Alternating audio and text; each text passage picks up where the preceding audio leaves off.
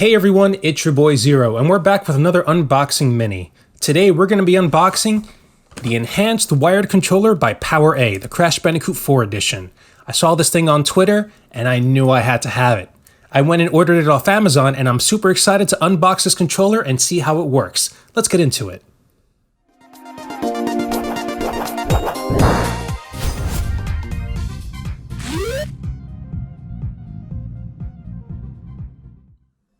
Alrighty everyone, we're in unboxing mode. Let's get into this. So, like I mentioned before, this is the Enhanced Wired Controller Crash Bandicoot 4 edition by PowerA. PowerA is one of those companies you've seen a bunch of times, especially if you're a regular at GameStop. It was founded in 2009, and it's a company that creates licensed products for the big three gaming companies, those being Nintendo, Xbox, and PlayStation. They also create licensed product for a whole bunch of other companies as well, like Pokemon, Doom, Overwatch, etc. Now, they also created a Crash Bandicoot 4 Switch case. However, I don't need one of those, I really just wanted the controller. So let's look at the box a little bit more. You see the PowerA logo here. It's a wired controller. It has mappable buttons, which is amazing. Can't wait to try that out. And you can even use your headset. That's going to be very useful. So let's turn it around. It says here it has a 3 meter or 10-foot USB cable. I wonder if that one's detachable. Anti-friction rings, ergonomic design, of course. And there we go. The connection for the headset is at the bottom, just like the PS4 controllers. Advanced gaming buttons for on the fly. Oh, it looks like it has buttons over here on the sides. That's good. It's an officially licensed product by Nintendo. If I remember correctly, yes, you see the Nintendo badge right there. That's interesting. Again, this controller looks awesome. Let's go ahead and open up this flap. One of those nice little designs I like that PowerA does. Here we have some awesome Crash 4 sticker design here. Unfortunately, they didn't give us any actual stickers. That sucks. Fun features, great value. That's actually very true. This controller is not expensive. It's a wired controller, and I also think it doesn't have HD rumble. It might say that somewhere here, actually. I gotta double check. But yes, this box does not have any HD rumble, so if you're looking for that, tough luck. But I do believe it has normal rumble. It only cost me 25 bucks, really good value, and it looks like an amazing, comfortable controller. So I can't really complain too much. So let me stop babbling. Let's actually open up this box, shall we? Let me see if I can get this sticker off real quick. Several moments later. They should really give us a tab. Ah, there we go. That's one of 3 stickers. Fantastic. All right, sticker number 2. And last but not least, sticker number 3. I'm hoping not to damage the actual box itself because I like it, but if it must be done, it must be done. Come here, you. Ah, there we go. 3 stickers out of the way. All right, let's unbox this sucker. Let's see what we got. Very nice. All right, so that's pretty much it for the box.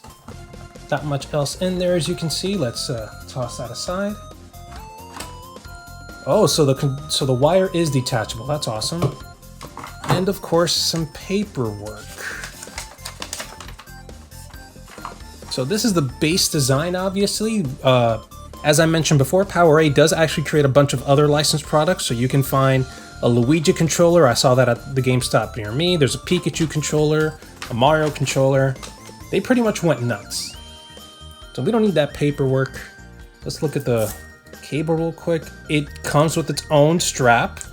I like that. That way if I want to roll it up one day, it's ready to go. And it's a micro USB. That's very interesting. That means I could actually use it for my PS4 controller too. And I like that right here on the USB, the normal USB side. You see the PowerA icon. I don't know if you guys can see it that well, but it's right here. I like that. That looks good. Cable feels nice and sturdy too. It doesn't feel flimsy. Now the star of the show, the actual controller. Let's pop this bad boy out. Oh, there we go. Ooh, this is light. Ooh, I don't know if I like how light this controller is. It feels extremely light. Also, while looking at this controller through the box, I could have sworn it had some sort of like bumpy texture due to the art that's on the controller, but it actually does not. It's actually a little dirty here. That's interesting. PowerA, what's going on? All right, so a little bit of dust. That's not too bad. The buttons themselves feel decent. I don't like how the X, Y, B, and A buttons just kind of feel like they're rubbing up against something when I push them down. They're clicky, but they also feel a tad bit cheap. I mean, it is a $25 controller. The D-pad feels fine. The analog sticks feel fine, maybe a tad loose, but not too bad. The plus and minus buttons feel fine, and I don't know what button this is, but the home button and this button feel fine too. That's right, we got the L and R's, and the ZL and the ZR triggers. They feel fine. They don't feel that bad. I'm really concerned about these 4 face buttons though. They do feel like they're rubbing up against something when I push them down. It's a little concerning. Hopefully it doesn't break the controller down. Let's focus on the art a little bit. I love the stylized Crash Bandicoot name here. I love that, it looks amazing.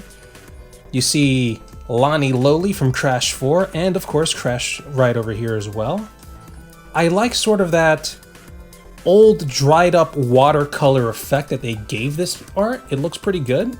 It makes it look a little bit ancient and stuff like that. That's pretty awesome. You see a TNT crate here, as well as a silhouetted Wampa fruit here and a platform. Another Wampa fruit there, and another silhouetted one there.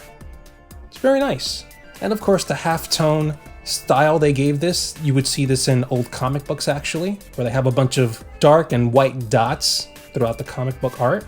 I like it. I like the design, I like the feel, I just don't like how light it is, and of course the face buttons. Let's go ahead and see how this connects in here. So you can see right up there, I'm gonna go ahead and drop that in there. Oh, that's interesting. So you see that little indentation here, that little cutout. You actually see a little plastic piece up here. That basically tells you what orientation to put the USB in, which is actually pretty cool. I like that. It helps guide you a little bit better. And I think it also creates a much sturdier connection. Yeah, that's not popping out. All right, so this looks good. This feels fine. Because it's so light, I highly doubt it's gonna have any sort of rumble in it, but who knows? So I'm gonna go ahead and try this out. I'm gonna connect this into my Switch, and to test it, we're gonna play none other than Smash Brothers for the Switch. And yeah, we're gonna see how well this controller feels. I'll be commentating about it as well, so let's get into that. Alrighty everyone, so we're on my Nintendo Switch. I have Smash Brothers loaded up, and I just connected the controller right into one of the USB ports, and funny enough, it worked perfectly. I didn't have to do anything extra. This thing works right out of the box. That's already a huge plus for me. Let's go ahead and boot up Smash Brothers and see how well this thing works. Alrighty guys, so here we are in solo battle. I'm gonna go ahead and choose my main, which is this guy, Ness. Alright, already I'm feeling the controller feels just right. I'm not feeling any sort of resistance, any sort of craziness. No drifting, of course. Anybody dealing with any Joy-Con drift, this will probably be a pretty cheap solution for you. Let's go ahead and make the CPU a 9. I'm probably gonna get destroyed. Alright, let's go ahead and start this battle. 3, 2, 1, go! Alrighty, let's get it. Bring your worst, Lucina. I'm gonna do bad things. Oh god. Oh, getting stabbed. Getting smacked. Alright, so already I can see that this controller is actually very responsive. And I'm knocked out. Of course I would be.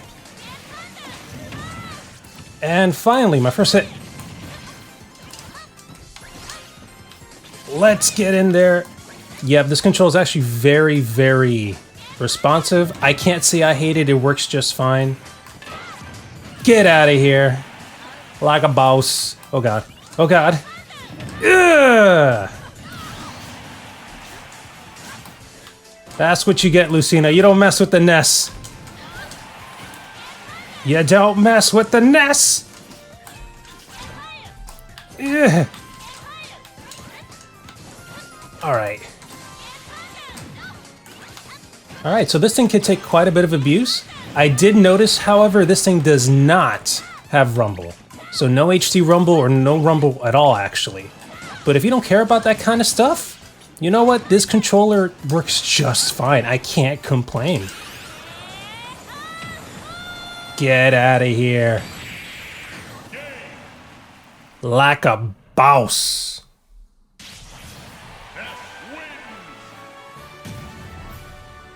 I rather like that. Let me go one more round with another character. You know what? Never mind. Looks like I'm unlocking Snake. Alright, controller, don't fail me now. Snake, don't be like this.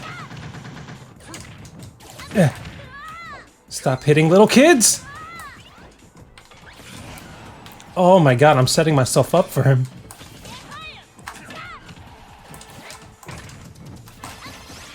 Alright, get over here, you filthy animal piece of crap. Bad idea. Oh, of course, a Metal Gear would come in.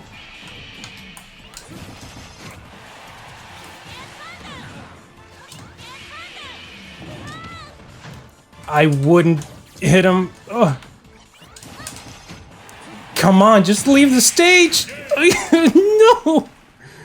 Well, that didn't turn out so well, but the controller sure did.